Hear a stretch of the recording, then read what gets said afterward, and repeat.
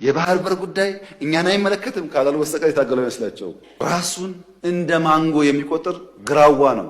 ኢትዮጵያ ሲያምርባት አይኑ የሚቀላ ህዳሴ ሲያልቅ ምን ያስፈልጋል ህዳሴ ከሰው ያጣላናል የሚል የባህር በር ጥያቄ ሲነሳ የሚሸማቀቅ የሚያፍር ደፈር ብሎ 130 ሚሊዮን ህዝብ ያስፈልገዋል ለማለት የሚተናነቀው ለኢትዮጵያ ጥቅምና ብልጽግና ከጎኗ መቆም መድከም የማይሻ የማይፈልግ ራሱ ሲጠራ ማንጎ ይበል እንጂ ግራዋ ነው፣ መራር ነው።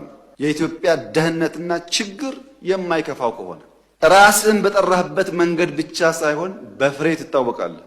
እኛ ልክ በፍሬያችን የምንታወቀው ማለት ነው። በከተማ ኮሪደር፣ በገጠር ኮሪደር፣ በስንዴ እርሻ፣ በግሪን ሌጋሲ እንደምንታወቀው አናውቅም ካላችሁ ጠይቁ። ዩኤንን በስንዴ ሸልሞናል፣ በግሪን ሌጋሲ ሸልሞናል። የሚያሳዝነው ነገር ኢትዮጵያ ውስጥ ትናንት ገንጣይ አስገንጣይ የሚባለው ስብስብ የነፃ አውጪ የሚባል ስብስብ ፓርቲ ለመባል የመጀመሪያው ፕሮግራሙ ላይ የሚጽፈው የኤርትራ ጥያቄ የቅኝ ግዛት ጥያቄ መሆኑን እቀበላለሁ ነበር የሚለው። ቲፒኤልኤፍ በለው ኦነግ በለው ምናምን በለው ዋና አጀንዳው የኤርትራ ጉዳይ የቅኝ ግዛት ጉዳይ ነው ካላለ የታገለ አይመስለውም። አሁንስ የዛሬዎቹ የባህር በር ጉዳይ እኛን አይመለከትም ካላሉ በስተቀር የታገለ አይመስላቸው።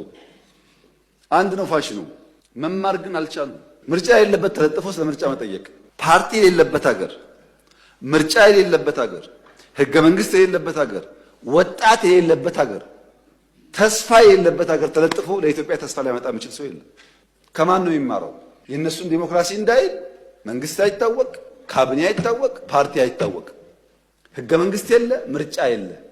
እዛ ተለጥፎ ስለ ምርጫ መጠየቅ አይገርምም? ግን ሰላም ያስፈልጋል ላላችሁት ያስፈልጋል።